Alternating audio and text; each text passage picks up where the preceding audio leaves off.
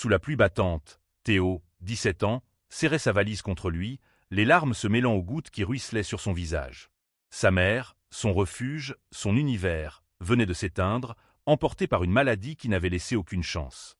Et maintenant, il se tenait là, devant une maison qu'il ne connaissait pas, dans une petite ville du sud de la France, prêt à affronter un père qu'il n'avait pas vu depuis des années. La porte s'ouvrit brusquement, et une femme apparut sur le seuil. Sophie, la compagne de son père, le toisa de haut en bas, ses lèvres pincées formant une ligne dure. « Entre, mais ne t'attends pas à un accueil chaleureux, gamin », lança-t-elle d'une voix froide, avant de tourner les talons. Théo sentit un frisson lui parcourir l'échine, pas seulement à cause de la pluie qui trempait ses vêtements. Cette maison, ce regard, cette voix, tout lui criait qu'il n'était pas le bienvenu. À l'intérieur, l'odeur de vieux bois et de tabac froid emplissait l'air. Son père, Marc, un homme robuste d'une 50aine d'années, se tenait près de la cheminée, mal à l'aise. « Théo, fiston, ça fait longtemps », murmura-t-il, évitant son regard. Théo hocha la tête, incapable de répondre. Il voulait crier, hurler sa douleur, mais les mots restaient coincés dans sa gorge. Sa vie venait de basculer, et il n'avait nulle part ailleurs où aller. Sophie revint dans la pièce, un torchon à la main, et lança un regard perçant à Théo. « Écoute bien, gamin. Ici, c'est chez moi. Pas de bêtises, pas de problème, et surtout, elle marqua une pause, ses yeux s'étrécissant. Pas de guet sous mon toit. » Les mots claquèrent comme un coup de fouet. Théo sentit son cœur se serrer, ses joues s'empourpraient. Comment savait-elle? Il n'avait jamais parlé de son orientation à personne, pas même à sa mère. Pourtant, ce regard semblait tout savoir, tout juger. Marc baissa les yeux, gêné, mais ne dit rien. Théo, lui, sentit une colère sourde monter en lui. Il n'avait pas choisi de venir ici. Il n'avait pas choisi de perdre sa mère. Et maintenant, il devait vivre sous le joug de cette femme, dans une maison où il n'était qu'un intrus. Le lendemain, Théo rencontra Camille, une jeune libraire de 25 ans qui travaillait dans une petite boutique du centre-ville. Avec ses cheveux blonds attachés en chignon et son sourire doux, elle dégageait une chaleur qui contrastait avec la froideur de Sophie. « Tu es le fils de Marc, c'est ça ?» demanda-t-elle en lui tendant un café. Théo hocha la tête, méfiant. Mais Camille ne le jugeait pas. Elle l'écouta, lui parla de livres, de musique, et pour la première fois depuis des jours, Théo sentit qu'il pouvait respirer. Camille devint rapidement son allié, son refuge dans cette ville hostile. Elle lui présenta un groupe d'amis, dont Léo, un garçon de 19 ans, français, aux cheveux noirs et aux yeux pétillants, qui semblait toujours rire un peu trop fort. Léo était ouvertement gai, et sa confiance en lui fascinait Théo. « Ici, les gens parlent beaucoup, mais ils finissent par s'habituer », lui dit Léo un soir, alors qu'il partageait une cigarette sous un lampadaire. Théo esquissa un sourire, mais au fond de lui, la peur restait là, tapie comme une ombre. Les semaines passèrent, et la tension dans la maison de Marc et Sophie ne fit que croître. Sophie surveillait Théo comme un faucon, critiquant chaque détail de son comportement. « Tiens-toi droit. Ne traîne pas avec ces gens bizarres. » Ces mots étaient des lames, et Théo se refermait un peu plus chaque jour. Mais il y avait Léo, toujours là, avec son rire communicatif et ses blagues idiotes. Et il y avait Camille, qui lui prêtait des livres et l'encourageait à tenir bon. Un soir, alors que Théo rentrait tard, il trouva Sophie l'attendant dans le salon, les bras croisés. « Où étais-tu? Avec ce garçon, Léo, hein ?» Sa voix tremblait de colère. Théo sentit son estomac se nouer. « Je traînais, c'est tout. » Mais Sophie n'était pas dupe. « Je t'ai prévenu, Théo. Pas de ça ici. Si tu continues, tu dégages. » Marc, comme toujours, resta silencieux, laissant son fils affronter seul la tempête. Ce fut le début d'une guerre froide. Théo se mit à cacher qui il était, à surveiller ses gestes, ses mots. Mais plus il se cachait, plus il sentait qu'il s'effaçait. Léo, lui, refusait de se taire. « Pourquoi tu la laisses te marcher dessus ?» lui demanda-t-il un jour, exaspéré. « Vis, Théo. Aime qui tu veux. Personne n'a le droit de t'en empêcher. » Ces mots résonnèrent en lui, mais la peur était toujours là, plus forte que jamais. Les jours se transformaient en semaines, et Théo naviguait entre deux mondes. D'un côté, la maison de Marc et Sophie, où chaque mot, chaque regard semblait une accusation. De l'autre, les moments volés avec Léo et Camille, où il pouvait enfin être lui-même, ou du moins essayer. Mais même dans ces instants de répit, il sentait le poids de son secret, comme une pierre dans sa poitrine. Un après-midi, alors qu'il aidait Camille à ranger des livres dans la librairie, elle lui tendit un roman avec un sourire complice. Celui-ci parle d'un garçon qui trouve sa place, malgré tout. Ça pourrait te plaire. Théo le prit, un peu gêné, mais il le lut en une nuit. Les mots de l'auteur, simples mais puissants, lui donnaient envie de se battre, de ne pas céder à la peur. Pourtant, chaque fois qu'il rentrait chez son père, il sentait cette détermination s'effriter. Léo, lui, était une tempête d'énergie. Il organisait des soirées dans un vieux hangar abandonné à la lisière de la ville, où des jeunes de tous horizons se retrouvaient pour danser, rire et oublier les jugements du monde extérieur. Théo y alla pour la première fois un samedi soir, poussé par Camille. La musique pulsait, les lumières tamisées dansaient sur les murs, et pour la première fois, Théo se sentit libre. Léo l'attrapa par la main et le fit tournoyer au milieu de la foule, riant aux éclats. « Regarde-toi, Théo. T'es vivant !» cria-t-il par-dessus la musique. Mais ce moment de joie fut de courte durée. En rentrant chez lui, Théo trouva Sophie éveillée, un verre de vin à la main. « Tu crois que je ne vois pas ce que tu fais ?» siffla-t-elle. « Ces gens, c'est déviant. Tu me dégoûtes. » Théo voulut répondre, mais les mots ne vinrent pas. Il monta dans sa chambre, le cœur battant, et s'effondra sur son lit. Il avait envie de hurler, de tout casser, mais il resta là, immobile, les larmes coulant en silence. Le lendemain, il confia tout à Léo. « Elle me hait. Elle sait, et elle me hait. » Léo serra les dents, son regard brûlant de colère. « Elle n'a pas le droit de te traiter comme ça. Personne n'a le droit. » Il posa une main sur l'épaule de Théo, et ce contact, si simple, fit monter en lui une vague d'émotions qu'il ne comprenait pas encore. Était-ce de l'amitié, de l'admiration, ou quelque chose de plus profond? Camille, toujours à l'écoute, tenta de l'aider à y voir plus clair. « Tu n'es pas obligé de tout comprendre tout de suite, Théo. Mais ne laisse pas Sophie te définir. Tu es plus que ces mots. » Ces paroles le réconfortaient, mais elles ne pouvaient effacer la tension qui grandissait à la maison. Marc, toujours silencieux, semblait de plus en plus distant, comme s'il avait peur de prendre parti. Un soir, tout bascula.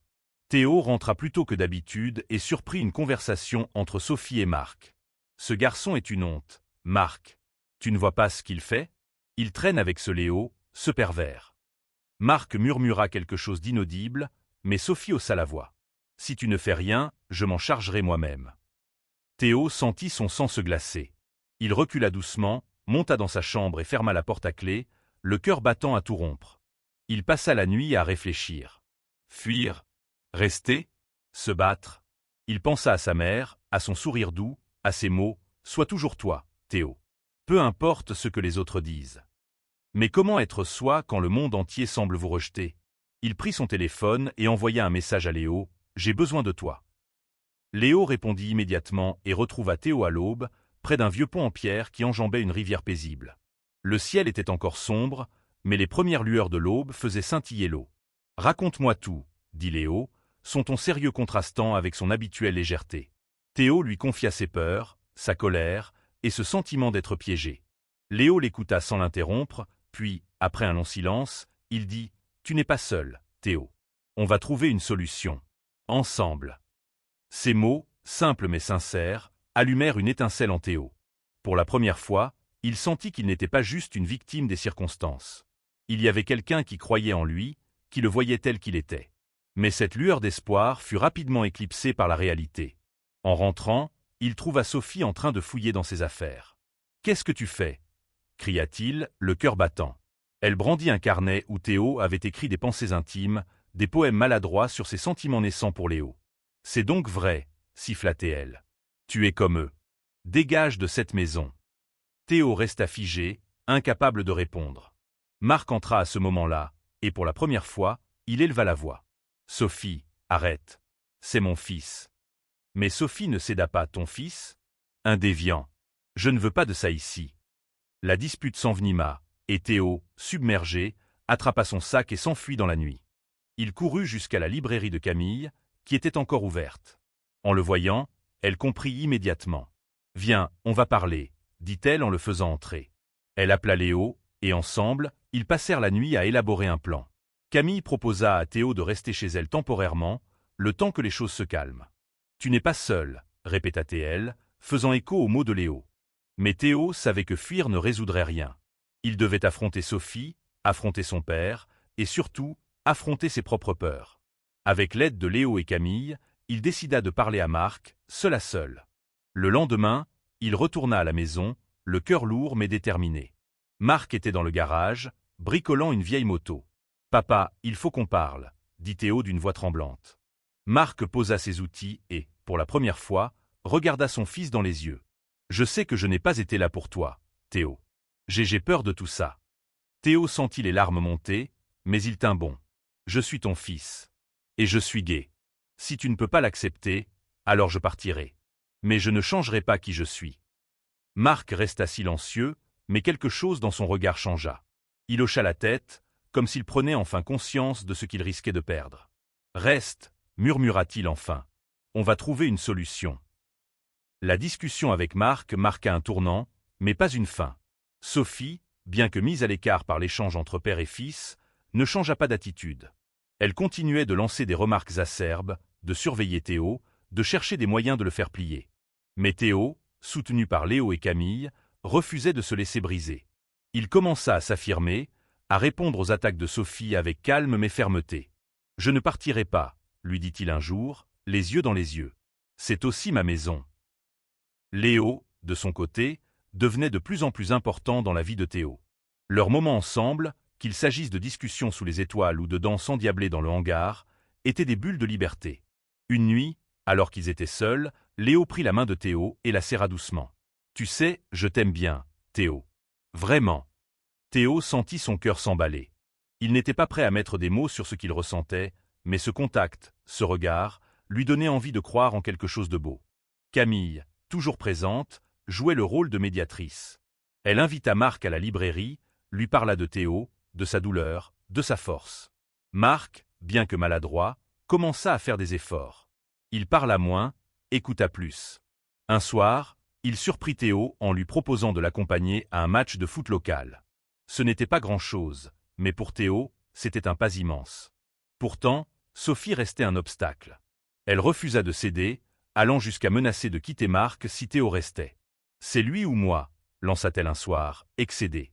Marc, pour la première fois, tint tête. « C'est mon fils, Sophie. Si tu ne peux pas l'accepter, c'est toi qui partiras. » Ces mots, prononcés avec une fermeté inattendue, laissèrent Sophie sans voix. Elle quitta la pièce, furieuse, mais Théo sentit une lueur d'espoir naître en lui. Les jours suivants furent tendus, mais Théo se sentait plus fort. Avec Léo, il commença à envisager un avenir où il pourrait être lui-même, sans honte ni peur. Ils firent des plans, parlèrent de voyager, de découvrir le monde. « Un jour, on ira à Paris, » dit Léo en riant. « On dansera sur les quais de la Seine. » Théo sourit, imaginant cette liberté. Mais la paix était fragile. Une nuit, Théo trouva un mot glissé sous sa porte. C'était de Sophie. « Tu ne gagneras pas » les mots, écrits à l'encre noire, étaient comme une menace. Théo sentit la peur revenir, mais il refusa de céder. Il montra le mot à Léo, qui serra les poings. « Elle ne te touchera pas. Je te le promets. » Le mot de Sophie hanta Théo pendant des jours. Il ne savait pas ce qu'elle préparait, mais il sentait qu'elle n'abandonnerait pas Léo, fidèle à sa promesse, resta à ses côtés, l'encourageant à ne pas baisser les bras. « Elle veut te faire peur, » dit-il. « Mais tu es plus fort qu'elle. » Théo voulait y croire, mais la peur était tenace. Camille, toujours pragmatique, suggéra de parler à un conseiller local, une femme nommée Claire, connue pour son travail avec les jeunes en difficulté. Claire, une Française d'une quarantaine d'années, avait une voix douce mais ferme. Elle écouta Théo, lui donna des conseils pour gérer les tensions à la maison, et lui promit de l'aider si les choses dégénéraient. « Tu as le droit d'être toi, Théo, » dit-elle. « Et personne ne peut t'enlever ça. » Encouragé par Claire, Théo décida de confronter Sophie une dernière fois. Il choisit un soir où Marc était absent, sachant que c'était le seul moyen d'avoir une conversation franche. Il la trouva dans la cuisine, préparant le dîner. « Sophie, il faut qu'on parle, » dit-il, la voix tremblante mais résolue. Elle se tourna, surprise, mais son regard restait glacial. « Qu'est-ce que tu veux ?» Théo prit une profonde inspiration. « Je sais que tu ne m'aimes pas. Mais je ne partirai pas. Je suis le fils de Marc, et j'ai le droit d'être ici. Si tu as un problème avec qui je suis, c'est ton problème, pas le mien. » Sophie resta silencieuse, mais ses yeux brillaient de colère. « Tu crois que tu peux me parler comme ça ?» siffla-t-elle. « Tu ne sais rien de la vie. » La dispute qui suivit fut explosive. Sophie hurla, Théo tint bon, et pour la première fois, il sentit qu'il avait le dessus. Mais alors qu'il quittait la cuisine, elle lança une dernière phrase qui le glaça. « Tu regretteras ça, gamin. » Cette nuit-là, Théo dormit à peine, hanté par ces mots. Le lendemain, il trouva du réconfort auprès de Léo. Ils passèrent la journée à se promener dans les collines autour de la ville, loin des tensions. Léo lui parla de ses propres luttes, de la façon dont il avait appris à s'accepter. « Ça prend du temps, dit-il. Mais un jour, tu te réveilleras, et tu te sentiras libre. » Théo le regarda, et pour la première fois, il osa poser sa main sur celle de Léo. Ce geste, si simple, était une révolution. Les semaines suivantes furent un mélange de haut et de bas. Théo et Léo se rapprochaient, leur lien devenant plus profond, plus intime. Ils partageaient des regards, des rires, des silences qui en disaient plus que les mots. Mais à la maison, la tension avec Sophie ne faisait que croître. Elle avait cessé de lui parler directement, mais ses regards, ses silences, étaient plus lourds que des cris. Marc, de son côté, faisait des efforts pour se rapprocher de Théo. Il l'emmenait à la pêche, lui racontait des histoires de sa jeunesse. Mais il évitait toujours le sujet de Sophie. Théo, frustré, finit par exploser un soir. « Pourquoi tu la laisses me traiter comme ça, papa ?» Marc baissa les yeux, incapable de répondre. « Je ne veux pas perdre tout ce que j'ai construit, » murmura-t-il. Théo sentit son cœur se briser. Son père l'aimait, mais pas assez pour le défendre. Camille et Claire continuèrent de soutenir Théo. Claire lui proposa de participer à un groupe de jeunes LGBT de la région, un espace où il pourrait parler librement. Théo hésita, mais Léo l'encouragea. « Tu verras, ça fait du bien de ne pas être seul. » Le premier soir, Théo était nerveux, mais les visages amicaux et les histoires partagées lui donnèrent un sentiment d'appartenance qu'il n'avait jamais connu. Mais la tempête couvait. Un soir, Sophie passa à l'action. Elle avait fouillé le téléphone de Théo pendant son sommeil et trouvé des messages entre lui et Léo, des mots tendres, des confessions. Elle les montra à Marc, hurlant qu'il devait faire quelque chose. Marc, dépassé, tenta de calmer le jeu, mais Sophie était incontrôlable. « Dehors !» cria-t-elle à Théo. « Je ne veux plus te voir ici. » Théo, submergé par la colère et la peur, attrapa son sac et quitta la maison. Il courut jusqu'au hangar où Léo organisait ses soirées. Là, entouré d'amis, il s'effondra. Léo le serra dans ses bras, murmurant « On va s'en sortir. Je te le promets. » Camille arriva peu après, et ensemble, ils décidèrent que Théo resterait chez elle jusqu'à ce que les choses se calment. Vivre chez Camille changea tout pour Théo. La petite maison de la libraire était un havre de paix, rempli de livres, de musique douce et de discussions profondes. Mais Théo savait qu'il ne pouvait pas rester là éternellement. Il devait affronter son père, Sophie, et surtout lui-même. Léo passa de plus en plus de temps avec lui, et leur relation devint officielle. Ils s'embrassèrent pour la première fois sous un vieux chêne, un soir d'été où les étoiles semblaient briller juste pour eux. « Je t'aime », murmura Léo, et Théo, les larmes aux yeux, répondit « Moi aussi ». Ces mots étaient une victoire, un acte de courage face à tout ce qui avait cherché à l'étouffer. Mais Sophie n'avait pas dit son dernier mot. Elle commença à répandre des rumeurs dans la ville, parlant de Théo comme d'un gamin à problème. Certains habitants commencèrent à le regarder différemment, mais d'autres, comme Camille et les membres du groupe de Claire, le défendirent. Une pétition circula même pour soutenir les droits des jeunes LGBT dans la ville, portée par Camille et Léo. Marc, déchiré entre son amour pour Théo et sa peur de perdre Sophie, finit par faire un choix. Un matin, il rendit visite à Théo chez Camille. « Je me suis trompé, » dit-il, les larmes aux yeux. « J'ai laissé Sophie te faire du mal. Je veux que tu reviennes à la maison. » Théo, ému mais prudent, répondit « Pas tant que Sophie est là. » Marc hocha la tête. « Elle part. J'ai mis fin à notre relation. » Ces mots, simples mais lourds, marquèrent la fin d'un chapitre douloureux. Théo sentit un poids s'enlever de ses épaules. Il n'était pas encore prêt à pardonner complètement, mais il voyait dans les yeux de son père une volonté sincère de changer. Théo retourna vivre avec son père, mais cette fois, la maison semblait différente. Sans Sophie, l'atmosphère était plus légère, bien que marquée par les cicatrices du passé. Marc fit des efforts pour reconstruire leur relation, écoutant Théo, posant des questions, apprenant à connaître son fils. Ce n'était pas parfait, mais c'était un début. Léo et Théo, eux, continuaient de s'aimer, affrontant les regards curieux ou hostiles avec une force nouvelle. Ils participaient aux réunions du groupe de Claire, organisant des événements pour sensibiliser la communauté. Camille, toujours présente, devint une figure maternelle pour Théo, l'aidant à surmonter le deuil de sa mère et à embrasser sa nouvelle vie. 1 an plus tard, Théo se tenait sur la scène d'un petit festival local, un micro à la main. Devant une foule de visages familiers et inconnus, il raconta son histoire, la perte de sa mère, la haine de Sophie, la peur, mais aussi l'amour, l'amitié et la découverte de lui-même. J'ai appris que la famille, ce n'est pas seulement celle dans laquelle on est, dit-il, la voix tremblante mais forte. C'est celle qu'on choisit, celle qui nous accepte pour qui on est. Léo, dans le public, applaudit plus fort que quiconque, les yeux brillants de fierté. Marc, assis à côté, essuya une larme discrète. Camille, un sourire aux lèvres, serra la main de Claire.